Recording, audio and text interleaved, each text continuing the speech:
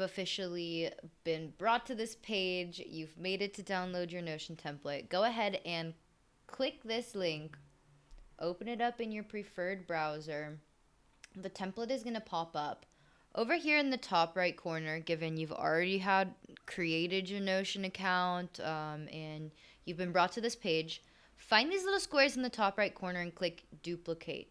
After you get your template duplicated, if you do not like the color black, like you don't like this dark thing, you can change the preferences by looking up to the top left, clicking settings and members, going to my settings, and changing the appearance to light.